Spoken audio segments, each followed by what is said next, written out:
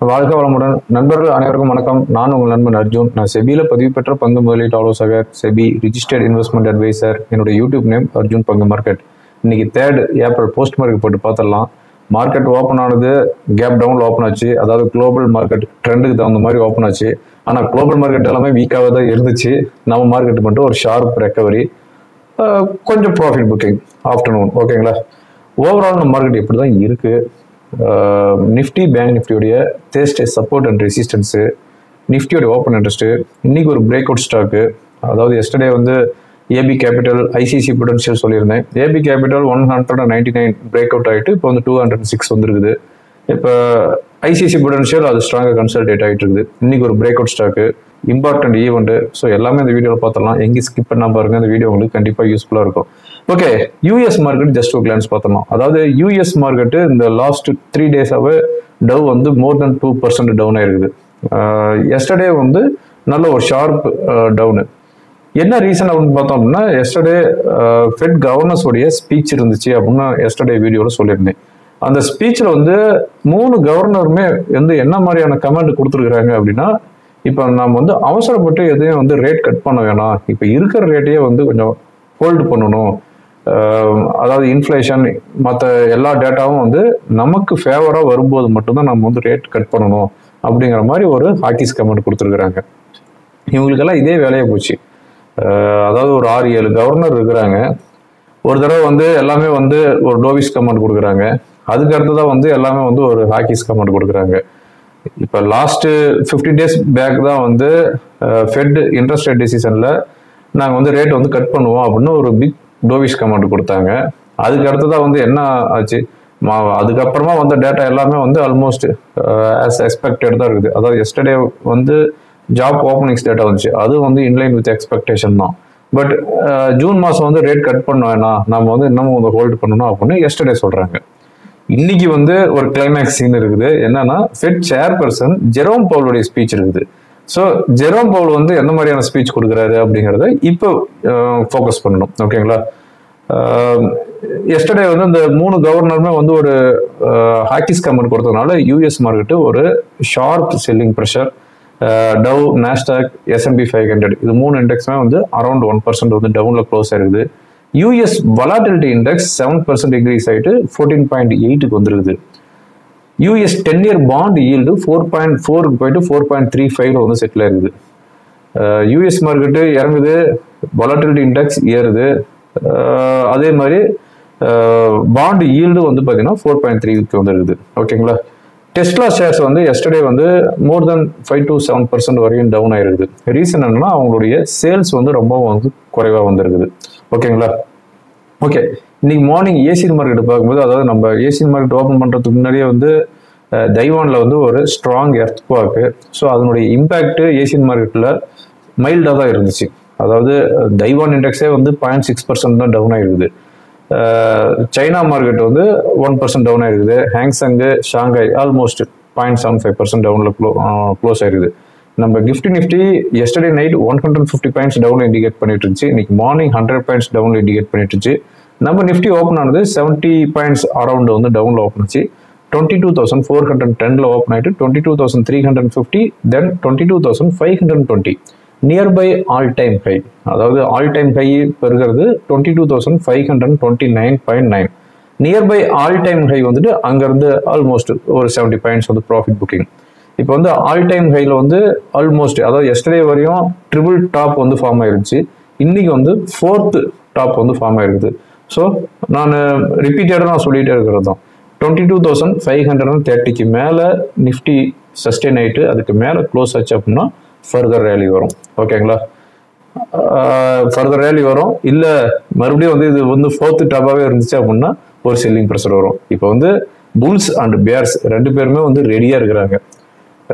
என்ன பண்ணலாம் அப்படின்னு 2 பேருமே வந்து கூட்டு கலவானிங்க உட்காந்து பேசிக்கிட்டு இருக்கிறாங்க. அது என்னங்கிறது தெரிஞ்சு போயிடும். ஓகேங்களா? Bank Nifty 47,300, 47,600. இன்னைக்கு ஃபைனலாக சென்செக்ஸ் 27 பாயிண்ட்ஸ் தான் வந்து டவுனில் க்ளோஸ் ஆயிருக்குது. நிஃப்டி வந்து 18 பாயிண்ட்ஸ் வந்து டவுனில் க்ளோஸ் ஆயிருக்குது. 22,434ல வந்து செட்டில் ஆயிருக்குது. ஆல்மோஸ்ட் இன்னும் 100 பாயிண்ட்ஸ் இருக்குது நிஃப்டி ஆல் டைம் ஹை வந்து பிரேக் பண்ணுறதுக்கு. சென்செக்ஸ் 73,876 வந்து செட்டில் இருக்குது. இன்னைக்கு வந்து Shriram finance, NTPC, TCS, Axis bank, tech Mahindra major gainer. Top loser யார் அப்படின்னு பார்த்தோம் அப்படின்னா Nestle, Bajaj auto, Kotak Mahindra bank, Britannia. ஓகேங்களா. இன்னைக்கு வந்து செக்டார் வைஸ் பார்க்கும்போது ரியாலிட்டி இண்டெக்ஸ் 2.75% டவுன் ஆயிருக்குது. எஸ்டர்டே என்னுடைய வீடியோ நான் சொல்லியிருந்தேன், அது வந்து மீடியா கூட அதிகமாக வந்து ஃபோக்கஸ் பண்ண கிடையாது. பட் என்னுடைய வீடியோவில் நான் எஸ்டர்டே சொல்லியிருந்தேன், ஹெச்டிஎஃப்சி ஏஎம்சி ரியாலிட்டி இண்டெக்ஸில் லம்சம் அமௌண்ட் வந்து பேன் பண்ணிட்டாங்க. அதே மாதிரி எஸ்ஐபிலையும் வந்து பெர் மந்த் வந்து பெர் பேனுக்கு 1 lakh தான் இன்வெஸ்ட்மெண்ட் பண்ண முடியும் அப்படின்னு ஒரு ரெஸ்ட்ரிக்ஷன் கொடுத்துருக்குறாங்க. இது வந்து ரியாலிட்டி இண்டெக்ஸுக்கு வந்து ஒரு பேட் நியூஸ். பட் இன்னும் கம்மிங் 3 to 4 days வந்து அனதர் ஒன் ரியாலிட்டி என்எஃப்ஓ வரப்போகுது. அதனால வந்து இது வந்து நாளைக்கு மறந்துடுவாங்கன்னு வச்சுக்காங்களேன். Mid cap index, small cap index around 1% ஹையில் க்ளோஸ் இருக்குது. இன்னைக்கு வந்து mid cap index all time high வந்து பிரேக் பண்ணிடுது. ஓகேங்களா.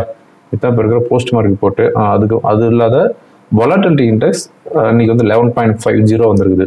ஓகேங்களா. அதாவது ஆப்ஷனில் வந்து ப்ரீமியம் வந்து குறைவாக இருக்குது. அதுதான் வந்து இண்டிகேட் பண்ணிட்டு இருக்குது. ஓகே, இப்போ இருக்கிற இம்பார்ட்டன்ட் நியூஸ் என்னன்னு பார்த்தோம் அப்படின்னா யூரோப் ஜோனுடைய கன்சூமர் பிரைஸ் இண்டெக்ஸ் டேட்டா, அதாவது இன்ஃப்ளேஷன் வந்துருக்குது 2.4%. ப்ரீவியஸாக இருந்தது 2.6%, எக்ஸ்பெக்டேஷன் 2.5%. ஒரு பெட்டரான இன்ஃப்ளேஷன் டேட்டா வந்துருக்குது. ஓகேங்களா. ஓகே, அதுக்கு அடுத்தது வந்து இன்னைக்கு வந்து கோல்டு ப்ரைஸு $2,300 பெர் அவுன்ஸ் வந்து கிராஸ் பண்ணிக்குது. அதாவது 8 கிராம் கோல்டு வந்து இன்னைக்கு வந்து 52,200 சில்லரை வந்துருக்குது. இந்த 4-5 நாளில் மட்டும் பவுனுக்கு $2,000 $2,500 வரையும் இன்க்ரீஸ் ஆயிருக்குது. ஓகேங்களா. டாலர் இண்டெக்ஸ் 105 வந்துருக்குது. இது வந்து அனதர் நெகட்டிவ் நியூஸ். அதாவது கமாடிட்டி ப்ரைஸ் ஏறிட்டு இருக்குது, டாலர் இண்டெக்ஸ் ஏறிட்டு இருக்குது, கரன்சி வந்து வீக் ஆகிட்டு இருக்குது, பாண்டு ஈல்டு ஹையில் இருக்குது. இது எல்லாமே வந்து இந்த சிம்டம்ஸ் எல்லாமே வந்து என்ன இண்டிகேட் பண்ணுது அப்படின்னா ஸ்டாக் மார்க்கெட் வந்து டவுன் ஆகும் அப்படிங்கிறத இண்டிகேட் பண்ணிட்டு இருக்குது. ஆனால் நம்ம இந்தியன் மார்க்கெட்டை தவிர மற்ற மார்க்கெட்லாம் ஸ்லைட்லி இறங்கிருக்குது. பட் நம்ம இந்தியன் மார்க்கெட்டு தான் வந்து ஸ்ட்ராங்காகவே வந்து சஸ்டெயின் ஆகிட்டு இருக்குன்னு வச்சுக்காங்களேன். ஓகே, க்ரூடு ப்ரைஸ் இன்னைக்கு $89 பெர் பேரலுக்கு வந்துருக்குது. ஓகே, இப்போ ஓவராலாக நம்ம மார்க்கெட் எப்படி இருக்குது அப்படின்னு பார்த்தோம் அப்படின்னா லைக் நான் ரிப்பீட்டடாக அதே மெசேஜ் தான் சொல்கிறேன். 22,530க்கு மேலே சஸ்டெயின் ஆகிட்டு அதுக்கு மேலே க்ளோஸ் ஆனால் ஃபர்தர் ரேலி வரும். இல்லை அதுதான் வந்து டாப் அவுட் ஆகுது அப்படின்னா ஒரு செல்லிங் ப்ரெஷர் வரும். அது வந்து 22,200 வரையும் வர்றதுக்குண்டான வாய்ப்பு இருக்குது. பட் நம்ம மார்க்கெட் வந்து ஸ்ட்ராங்காகவே க்ளோஸ் ஆகிட்டு இருக்கிறதுனால, அதாவது நான் ஆல்ரெடி நான் சொல்லிகிட்டே தான் இருப்பேன், என்னன்னா புல்லிஷ் மார்க்கெட்டை பொறுத்த வரையும் அதாவது நியர்பை ஹையிலேயே வந்து ஸ்ட்ராங்காக வந்து கன்சால்டேட் ஆகிட்டு இருக்குது அப்படின்னா அந்த ஹையை வந்து பிரேக் பண்ணிச்சு அப்படின்னா ஃபர்தர் ரேலி வரும். இது வந்து புல்லிஷ் மார்க்கெட்டோடைய சைன். இப்போ வந்து எப்படி இருக்குது அப்படிங்கிறத நம்ம வந்து ஃபோக்கஸ் பண்ணணும். ஓகேங்களா. இப்போ இருக்கிற இம்பார்ட்டன்ட் ஈவெண்ட் என்னன்னு பார்த்தோம் அப்படின்னா வெனஸ்டே இன்னைக்கு April 3 7:30 PM யூஎஸ்ஏலேருந்து ஐஎஸ்எம் சர்வீசஸ் பிஎம்ஐ டேட்டா வருது. 9:40 PM யூஎஸ் ஃபெட் சேர்பர்சனுடைய அதாவது ஜெரோம் போலுடைய ஸ்பீச் இருக்குது. அவர் எந்த மாதிரியான ஸ்பீச் கொடுக்குறாரு அப்படிங்கிறத ஃபோக்கஸ் பண்ணணும். இந்த வீடியோ ரெக்கார்ட் பண்ணிட்டு இருக்கும்போது யூஎஸ் ஃபியூச்சர் ஆல்மோஸ்ட் ஃப்ளாட்டாக தான் இருக்குது. யூரோப் மார்க்கெட்டும் வந்து சொல்லிக்கிற மாதிரி எந்த ஒரு மூவ்மெண்ட்டும் இல்லை, ஃப்ளாட்டாக தான் ட்ரேட் ஆகிட்டு இருக்குது. எஃப்ஐஸ் டேட்டா அப்டேட் ஆயிடுச்சுன்னு ஒரு செக் பண்ணிக்கிறேன். இந்த வீடியோ ரெக்கார்ட் பண்ணிட்டு இருக்கிறது 6:15 ரெக்கார்ட் பண்ணிட்டு இருக்கிறேன். அப்டேட் ஆயிடுச்சு. எஃப்ஐஸ் வழக்கம் போல் 2,213 கோடிக்கு செல் பண்ணிக்கிறாங்க. டொமஸ்டிக்கு 1,100 கோடிக்கு வந்து பை பண்ணிக்கிறாங்க. ஓகேங்களா. ஓகே, இப்போ ஒரு break out stock Nifty, bank நிஃப்டியோட சப்போர்ட் அண்ட் ரெசிஸ்டன்ஸ், நிஃப்டியோடைய ஓப்பன் இன்ட்ரெஸ்ட் என்ன அப்படிங்கிறத பார்த்துடலாம். இப்போ நான் பார்த்துட்டு இருக்கிறது நிஃப்டியோடைய ஓப்பன் இன்ட்ரெஸ்ட்டு. நிஃப்டியோட ஓப்பன் இன்ட்ரெஸ்ட் பார்க்கும்போது ஓவரால் காலில் மார்ஜினலாக வந்து ஹையஸ்ட் ஓப்பன் இன்ட்ரெஸ்ட் இருக்குது. 22,500 காலில் ஹையஸ்ட் ஓப்பன் இன்ட்ரெஸ்ட் இருக்குது. அதாவது 1,31 lakhs இருக்குது. இது வந்து ஆஃப்டர்நூன், அதாவது இன்னைக்கு அரௌண்ட் 1 o'clock பார்க்கும்போது 22,500 கால் அண்ட் போட்டு ஈக்குவல் ஓப்பன் இன்ட்ரெஸ்ட் வந்துச்சு. அதுக்கு அடுத்ததாக ஒரு 40 to 50 பாயிண்ட்ஸ் நிஃப்டி இறங்கினதுக்கப்புறம் 22,500 காலில் ஹையஸ்ட் ஓப்பன் இன்ட்ரெஸ்ட் வந்துருச்சு. நாளைக்கு எப்படி இது இண்டிகேட் பண்ணுது அப்படிங்கிறத வந்து ஃபோக்கஸ் பண்ணணும். ஓகேங்களா. இப்போ நம்ம பார்த்துட்டு இருக்கிறது நிஃப்டியோடைய 1 hour கேண்டில் பார்த்துட்டு இருக்கிறோம். இந்த 1 hour கேண்டில் வந்து பார்க்கும்போது என்ன இண்டிகேட் பண்ணுது அப்படின்னா ப்ரீவியஸாக இருந்த ஆல் டைம் ஹையே 22,526.6. இது வந்து March 11 அன்னைக்கு மார்க் பண்ணிச்சு. அதுக்கு அடுத்ததாக April 1 அன்னைக்கு நியூ ஆல் டைம் ஹை வந்துச்சு 22,529.95. அதுக்கு அடுத்ததாக இன்னைக்கு என்ன வந்திருக்குது அப்படின்னா 22,521. ஓகேங்களா. ஸோ இந்த இடத்துல பார்க்கும்போது இங்கேயே வந்து ஒரு 2 டாப் ஃபார்ம் ஆகிருக்குது, March 11th and March 7th. அதுக்கு அடுத்ததாக வந்து இங்கே ஒரு டாப் ஃபார்ம் ஆகிருக்குது, அதுக்கு அடுத்ததாக இன்றைக்கி ஆல்மோஸ்ட் ஒரு டாப்பு. ஸோ 222 டாப் வந்து ஃபார்ம் ஆகிருக்குது இந்த லெவலில். ஓகேங்களா. இப்போ இந்த லெவலுக்கு மேலே சஸ்டெயின் ஆகிட்டு இருந்துச்சு அப்படின்னா மட்டும்தான் வந்து ஃபர்தர் ரேலி வர்றதுக்கு வாய்ப்பு இருக்குது. நான் ஆல்ரெடி மெனி வீடியோஸில் சொன்னதே தான், புல்லிஷ் மார்க்கெட்டை பொறுத்தவரையும் ஒரு ஹையை மார்க் பண்ணிவிட்டு அதுக்கு அடுத்ததான் இங்கேயே வந்து கன்சால்டேட் ஆகிட்டு இருந்துச்சு அப்படின்னா ப்ரீவியஸ் ஹையை பிரேக் பண்ணிச்சுன்னா ஒரு ஷார்ப் ரேலி வரும். ஓகேங்களா. ஓகே, இப்போ சப்போர்ட் அப்படின்னு பார்க்கும்போது தேஸ்டே பொறுத்தவரையும் 22,400 22,400ங்கிறது ஒரு சப்போர்ட்டு. அதுக்கு கீழே சஸ்டெயின் ஆகிட்டு இருந்துச்சு அப்படின்னா 22,330, அதாவது இன்னைக்கு வந்து லோ. ஓகேங்களா. ஸோ 22,400 22,330ங்கிறது சப்போர்ட்டு தேஸ்டே. Resistance 22,500 to 22,530. அதுக்கு மேலே போச்சுன்னா நல்ல ரேலி வரும். இப்போ நம்ம பார்த்துட்டு இருக்கிறது பேங்க் நிஃப்டியோடைய 1 hour கேண்டில் பார்த்துட்டு இருக்கிறோம். இந்த 1 hour கேண்டில் என்ன இண்டிகேட் பண்ணுது அப்படின்னு பார்க்கும்போது ரெசிஸ்டன்ஸ் 47,700. இது வந்து நான் சேஞ்ச் பண்ணவே இல்லை, இந்த லாஸ்ட்டு 2 days-ஆகவே இதே தான் சொல்லிட்டு இருக்கிறேன். 47,700க்கு மேலே சஸ்டெயின் ஆகிட்டு இருந்துச்சு அப்படின்னா then will move to 47,900 to 48,000. ஓகேங்களா. சப்போர்ட் அப்படின்னு பார்க்கும்போது அதாவது 47,500, அதுக்கு கீழே வந்துச்சு அப்படின்னா 47,250. ஓகேங்களா. இந்த இதுதான் வந்து ஒரு ஸ்ட்ராங்காக கன்சால்டேட் ஆகிட்டு இருக்கிற ஜோன் இந்த 2 நாளாக. இப்போ நம்ம பார்த்துட்டு இருக்கிறது பிரேக் அவுட் ஸ்டாக்கு பிஎன்பி. இந்த பிஎன்பி ஸ்டாக்கு இன்னைக்கு வந்து பிரேக் அவுட் பாயிண்ட் வந்து 133. இந்த 133க்கு மேலே சஸ்டெயின் ஆகிட்டு இருந்தாவே நல்ல ரேலி வரும் அப்படின்னு எக்ஸ்பெக்ட் பண்ணேன். அதே மாதிரி 133 வந்து பிரேக் பண்ணிவிட்டு இன்னைக்கு வந்து போன ஹை வந்து 136.70. ஓகேங்களா. இது ஃபர்தராக வந்து இன்னைக்கு வந்து நல்ல வால்யூம் ஆகிருக்குது. அது மட்டும் இல்லாமல் ரீசெண்ட் ஹையை வந்து பிரேக் பண்ணியிருக்குது. ஸோ ஃபர்தர் ரேலி வர்றதுக்கு உண்டான வாய்ப்பு இருக்குது.